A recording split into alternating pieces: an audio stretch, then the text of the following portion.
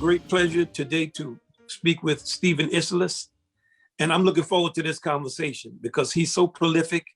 He's written beautiful books for kids, has an unbelievably diverse and deep canon of music that he's recorded as a musicologist, loves history, has a stunning range of interests, and is very conversant and deeply intelligent on all matters surrounding different types of music, culture, history, things significant and trivial. So I look forward to getting into all of these things with him. So I want to start just with a common ground thing. You're from a very musical family. And I want to know, what was the disposition about music when you were coming up, and what did you get from your mother's side and what did you get from your father's side?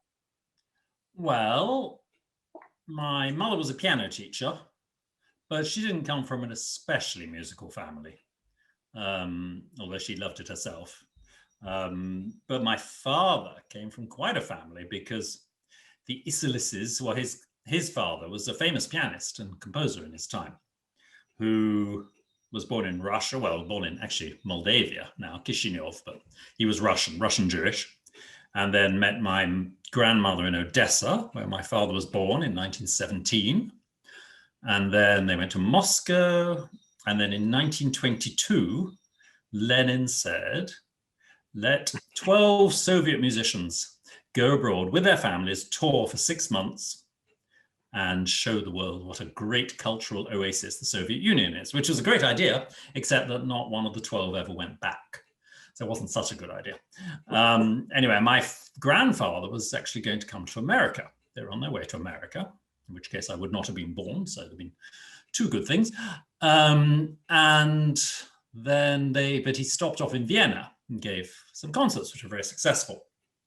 And so people said that he should stay in Vienna, stay and live there. So he decided to live there. And this is my favorite story, which I've told thousands of times, much more often than my father ever told it. But they were looking for an apartment. And my father had this very, very, very vague memory of this because he was only about 5 years old at the time. They were looking for an apartment and they went, and the Hausfrau showing them around was 102 years old. But she was very nice, and she ruffled my father's hair, you know. And then my grandmother said, well, I love the apartment, but I'm a musician. I'm going to have to practice. Is that all right? No, I don't like musicians. I don't want any musicians. You know, it was strange in Vienna. And he said, well, why don't you like musicians? Because when I was a little girl, my aunt had a lodger who was a filthy old man who used to spit all over the floor, and I hated him. So who was that? Beethoven. So my father met somebody who met Beethoven. So did you all play all the time in your house? Was it like, oh yeah, like kids play hide and seek, or they play a game? Did y'all say, let's get out here and play? Exactly. We played together, which wasn't always easy. And the five of us played together sometimes, which definitely wasn't easy. But you know, music was just another language in our house. Did your parents lay out music for you all to learn in some type of logical fashion after they discovered that you all could come together and play, or was it just random, this is what we're playing? You know, I think for children, it's so wonderful to learn music. And with my sisters, we're still incredibly close today because we all do the same thing. You hear of families sort of drifting apart. I can't imagine drifting apart from my siblings, but it is partly because of music. We know all the same people, we have very similar tastes, and we discuss music all the time, you know, and gossip, musical gossip. So when you were playing, like if you were playing at home or you play a recital or a concert, who were you playing more for? Would you play more for your mother? Would you play more for your father? Who would be more critical? Who would be more, like, what was the kind of relationship between you all, or you, and who were you trying to impress? Was it more a sibling?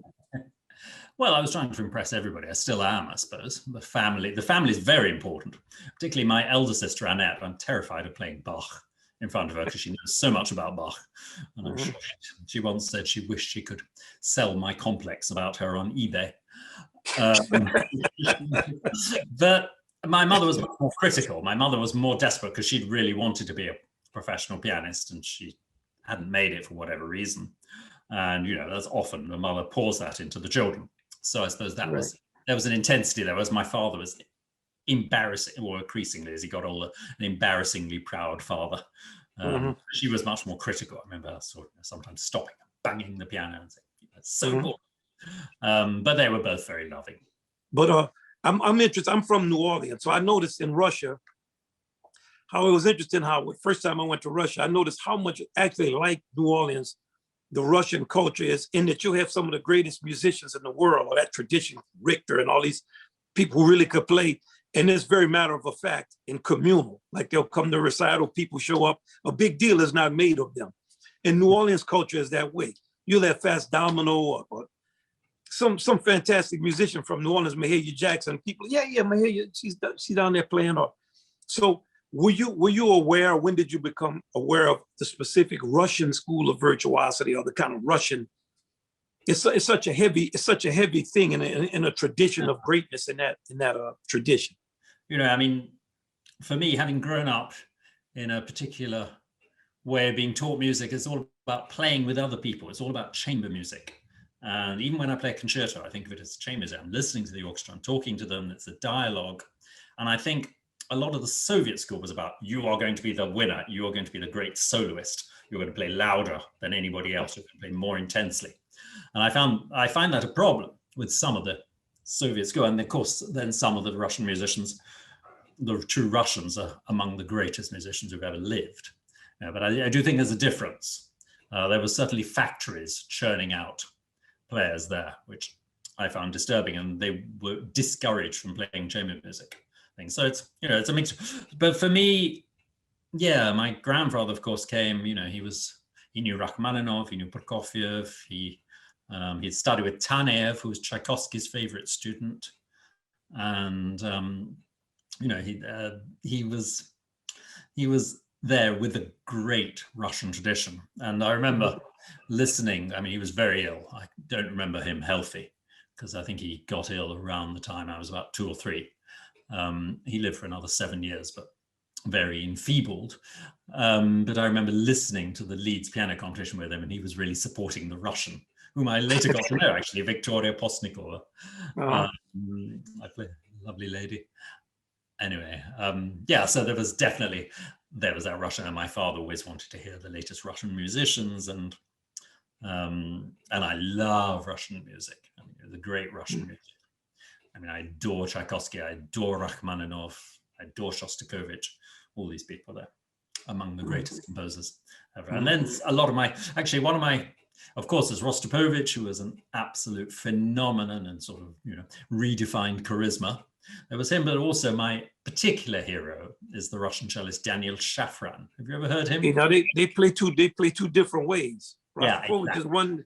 Shafran is a very different. So I want to unpack that a little bit, connected to what you were saying about the difference between Russia and the Soviet Union. So it really is.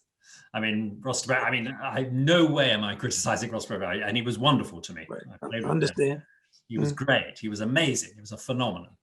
But Shafran to me was the soul of Russianness. He was like a Russian folk singer who just, played classical music, and he just had this natural approach. Everything was easy for him. It wasn't like a sport at all. It was just, he was singing from the heart. He was playing from the heart at his best. He's quite variable. And that from the time I think I was about 11, I just fell in. I first heard his playing, and I just fell in love with it. Yeah. What do you attribute his ability to bring that type of folk feeling to what can be a very formal experience, even in Russia? Yeah, well, he didn't play like anybody else. He didn't follow the rules. He just followed his heart. Why what gave him the courage to do that? Many times you have to do what everybody else is doing. Exactly. Well, he suffered for it. He was laughed at in Soviet Union by the, and he never had a great career. I mean, I visited him, his widow, just after he died. I got to know him later, thank God. Once, because when I was in Moscow, I asked the Strad magazine if I could interview him, and it was arranged. I did, so I met him at once. But then years later, my great friend Olli Mustonen, Finnish pianist and composer and conductor, who's another person who never follows rules. Having said which, they follow their own rules. They don't follow other people's rules. He said, why don't we sponsor a concert for Daniel? I was saying I'll never hear him live. He said, why don't we just bring him over, sponsor it? So we did that. And so I got to meet him, which was wonderful. So I'm gonna change the page a little bit, because I want to just pick your brain about a concept, because you're a person with a great deal of intellectual curiosity, and you can have great intellectual curiosity and be extremely well read about music and about musicians and have very deep and profound theoretical knowledge, but not be able to play at all. So, what is the difference between intellectual curiosity and musical ability, and what do you perceive to be the relationship between the two of them? And more specifically, what do you access of your own intellectual ability to enhance your playing? Well, I say that the sort of things I like to read about music are not sort of dry musicology. I think there's two sorts of musicologists. There's one who sort of looks at a portrait of a beautiful person and shows you the sort of the guts, the entrails, and the blood running through and everything. So they're not beautiful in the end. It doesn't tell you anything about the beauty. It tells you about how it's all put together. But and then somebody who explains how the artist has made such a beautiful person, and what it is that's special to. And that's the sort of musicology I like to read. But also, I just like to read stories about music, which is why I wrote this children's book. I just love reading about composers, and I love reading about what they've said about the pieces I'm playing. Like, for instance, next week I'm playing for the first time for a long time Kol Nidrei by Bruch. Mm-hmm. So of course I've read about it. I know, of course, what Kol Nidrei is, but it's sort of interesting. I just read that in the 11th century, when the Jews chanted Kol Nidrei, they do it 3 times, each time more intense. And that's exactly what happens in Bruch's Kol Nidrei. And then the second half of the piece, of course, isn't based on Kol Nidrei at all, but I needed to know, ages ago, I needed to know where that second theme was, or was it just by Bruch or not? But no, it's actually one of Byron's Hebrew melodies set by somebody called Isaac Nathan. And it's the middle section. So I found that melody and played it through on the piano and things like that. And it does sort of, the more you know about a piece, I think the more conviction you can have about it. You can play it with more conviction because you're sure, that's what this piece is saying to you. So basically, when I do all this research, it's partly for fun because I enjoy it. I love reading about composers. They're all fascinating characters, whether you like them or not, they're fascinating. And also because somehow it feeds in. It's like when you're an actor, you want to know everything about that character. Somehow you want to know, why is Hamlet doing this? Why is he so indecisive? What in his past has made him so indecisive? What is the ghost real? Does he really believe it? You just want to know more. You want so that you can become that character. And the same with music. So I just want to know some stories of composers you like, maybe 2 or 3 good stories that you can tell us, good juicy stories, or why it is that you're attracted to Schumann in the way that you are. I love Schumann. I don't know why. Why does one fall in love with somebody? Why does one become great friends with somebody? I don't know. I just feel just a closeness to Schumann. But it is true that Schumann confides his very deepest secrets about his life through his music. And not all composers do that. Some composers are writing in the third person. You don't really get to know Bach as a person. You get to know God through Bach's music, but you don't really get to know Bach, the person, in the same way. You can feel his happiness, you can feel his compassion, everything, but you don't get to know the intimate details of his life as you do with Schumann, who said that everything that happened in his life came out in his music. You get to know Schumann through his music much better than you would have ever got to know him as a person, because he didn't say anything. He was socially inept, at least towards the end, especially towards the end. So I don't know, I just find it so touching. His music is so vulnerable, even his happiness, when he can be incredibly joyous and happiness, but there's always vulnerability there. It's never sort of solid in a way.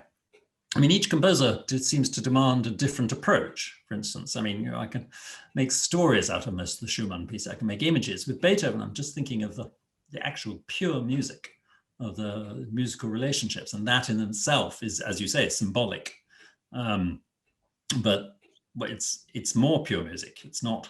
Of course, you can get to know Beethoven very well through his violent changes of mood, and again his joy and his humor and everything. But I don't feel I have to make a story as such out of it, whereas I can out of Schumann. I certainly can out of Shostakovich, who's a very cinematic composer very often, I think. But it's interesting, Shostakovich, again, one has to look beyond the cliches, because Shostakovich, it's funny, Olli Mustonen, whom I mentioned, he was having dinner in in Moscow with Maxim Shostakovich. Maxim Shostakovich picked up his vodka and said, "Let us toast to joy because my father was a joyous man," which is not the image you get. Right. You know, I think Right. it's like people say that, I mean, the cliches about Beethoven, it's so ridiculous, always scowly and angry, and not at all. And it's not in the music. I mean, it can be, but there's so much. He's one of the funniest of the great composers. And he's also one of the most joyous. There's much more joy than tragedy in his music, I would say. But I want to ask you a question about, I know you like to play with gut strings, you know, but jazz bass players, it's always, I would be around them and always be arguing about gut strings because, well, Paul Chambers and all the early great bassists played on gut strings, but it's so impossible to play guts in tune and you can't hear them. They don't have the same type of trajectory, projection that metal strings have. So I want to talk to you about, illuminate your decision to play with gut strings. The bass players always say they get much more nuance and color out of it. Strings, I'm gonna leave that to you. I'm a brass player. I don't mess around in string people's kitchen. But does it affect your volume, or is it really much more difficult to play in tune? What are the pros and cons of gut strings, and why did you choose to use those types of strings? The sound, I don't think it's much softer, but it's not as piercing sometimes. It's not as brilliant. I mean, I would think the sound of gut is sort of like that. Sound of steel is like that. It's thinner. Mm-hmm. The strings are thinner. But for me, gut strings, it's just more of a human sound. It's more alive in itself. You have to do things to steel strings to bring the sound alive. Mm-hmm. It's quite interesting. You know, as an example, when I was playing with Rostropovich conducting in San Francisco, we did the Britten Cello Symphony, which I played originally on gut strings, but by that point I just decided, no, it's better on steel. But there's a place I play without any vibrato, sort of very white sound, which I particularly wanted for that passage. And it worked perfectly on gut. And then on steel, Rostropovich turned to me and said, "Why are you playing that whole passage without vibrato? You can do it for a few notes." And he was absolutely right. That, you know, the sound was just too dead. What about the volume issue on guts? Like, is because I know string solos, they're always complaining they can't be heard. I know, it's been the bane of my life. I hate the word projection. Yes, I've had times when I played too softly, but I can't really blame the strings. I like playing softly in certain music, and I've had to learn to compromise and just to remember there are people who do have to hear what I'm doing. But it's, I don't know, maybe it's soft. As I say, it can be less brilliant. And one place, like when I tour Asia in the summer, when it's really, really wet, then I play on steel strings because gut strings go mad when it's incredibly humid. But apart from that, I don't know, my great friend Lynn Harrell, the much missed late Lynn Harrell, who's probably the loudest cellist of all time, basically, he played steel and gut, and he said he did it consecutive nights, one steel, one gut. He put a microphone at the back of the church, and gut was every bit as loud when he played. It's a way of playing in a way, you know, and I like to play with original instruments as well as modern instruments. And but one has to be careful, one has to be sensible. Any cellists always complaining they can't be heard. Mm-hmm. So that leads to a question about the importance of form. Okay, if you're playing longer pieces, how things lay out in time to be conversant in a natural way with sophisticated material requires a knowledge of form. I find that when we start to discuss the elements of music, intonation, sound, rhythm, melody, things that are obvious, texture, something that the composer writes in, or different sounds you can get. Oftentimes, there's not a lot of discussion about form. What is your attitude about the form of pieces that you play, or the study of forms beyond the basic forms like sonata form, rondo, different dance forms? How deeply do you dive into the meaning of the forms that you play? I mean, it's like, I always say, it's like a novel. If you don't know who the main characters are, and B, what happens to them, you don't understand the novel. You're not going to understand the story. And it's the same thing, you know, these days, almost the only markings in my parts are 1A, 2A, 3A, 1B, whatever, just telling me which theme is there, and whether it's a transitional, whether it's the music standing still, stating, or whether it's moving towards the next passage. I mean, you have to know. It's like, you know, you can walk in a forest and be completely lost, be surrounded by trees, or you can let yourself fly above the forest and see where it's all going. And it's, if you hear a player playing a piece and they understand the form, it'll seem to take half as long as if you hear a player sort of just going from one phrase to the next without any idea about the overall direction or the overall shape or form or structure or whatever you like to call it. I'd say story, in fact, is just as good a word. So yeah, absolutely. Until I understand the basic form of a piece, I can't play it. In fact, I start working at the piano and work on the form, and then I'll take it to the cello and put in the bowings and fingerings or whatever. Well, you're the artistic director of Prussia Cove. Okay, it prioritizes chamber music in a patient, kind of calm environment where people can listen and think. Can you talk with us about it, about programming and what you feel your responsibilities are to your audience and different things? Well, I should tell you that IMS Prussia Cove is a seminar for musicians, was founded in 1972. We're about to have our 50th birthday, by a great musician, a Hungarian violinist called Sándor Vég. He wasn't the nicest man in the world, but he was a great musician, a Hungarian who'd studied with Hubay, who'd played with Brahms. And he had this great sense of how music should be approached, a very natural, alive approach. I mean, again, no school, no method. He took each phrase on its own merits. He was a wonderful teacher when he wasn't losing his temper. And just a fantastic conductor and everything. Anyway, he was a great musician. And he started this, my favorite place in the world, which is down in Prussia Cove, which is near Penzance on the very, very tip of England. You know how England has a sort of leg that juts out, and it's right at the tip of that leg, one of the toes. And so we're on the sea, and I first went as a student in 75, I think. And now I've been artistic director for 20 something years. And I teach, we have 2 sessions. Well, we do when there's no COVID.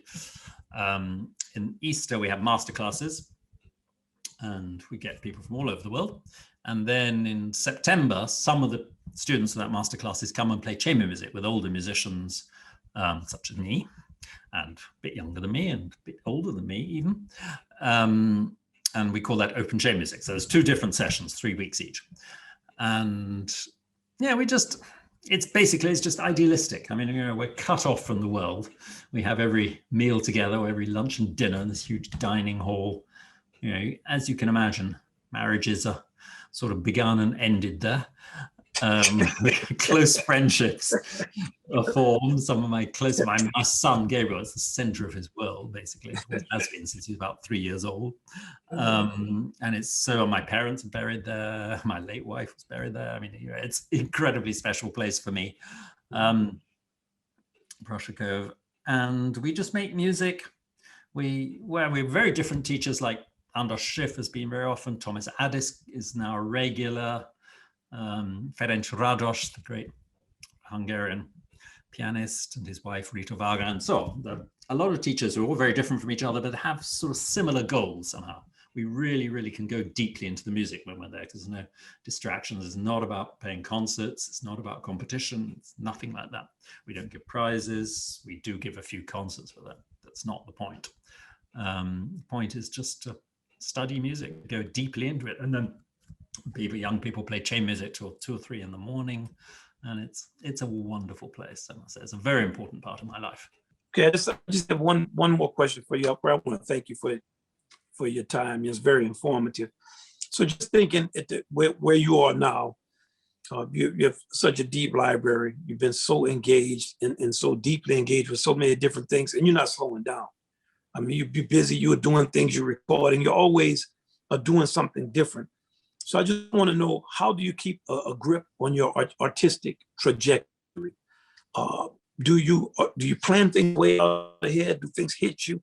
How do you manage your years that are going forward when you look back on all of the deep well and the foundation that you have? How are you planning where you're going to be going? I'm thinking of the present, I suppose, but also thinking of the future, and just, I've got programs, and now I've actually learned a few pieces I wouldn't have learned if it hadn't been for lockdown. I've written that book about Bach suites that I certainly wouldn't have written because I wouldn't have had time. It took a long time. But I did it because of lockdown. I was able to have time. I was able to devote myself to doing the research.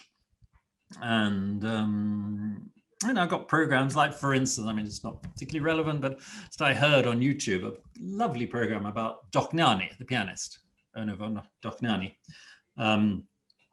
And that just made me so interested. I thought, he wrote a cello concerto, didn't he? Or Concertstück for cello and orchestra. I wonder what it's like. So I just took it out and I fell in love with it. So I've been learning that. I don't know, I haven't any plans to play it immediately, but it's beautiful. And such warm music. I mean, again, he's a composer who sort of sums up what's come before. He's not an innovator like Bartók or Kodály. But he's, Right. you know, I just loved it. So I learned it. And that's been, you know, once I don't love the learning process, but once I've learned it and I'm falling in love with the piece, that's a very exciting feeling. It's always exciting falling in love. You know, I love the way you summarize it, because I guess that's the foundation of everything that what makes us continue to study and learn is just a love of something. Yeah. And you certainly have exhibited that through your time out here and what you do now. It's been a pleasure talking with you. It's And I hope I get a lovely chance to to talk. see you. Yeah. You know, next time and we get a chance to share some time to talk about different things. So thank you so much. It's been a great pleasure and a great honor to, as I said, I was reading about you and my head was spinning. It's a great honor to meet you. You know, it's my honor and pleasure. Meet in to speak. person. Yes, sir. Thank you very much. Pleasure. All right. Take care. You do.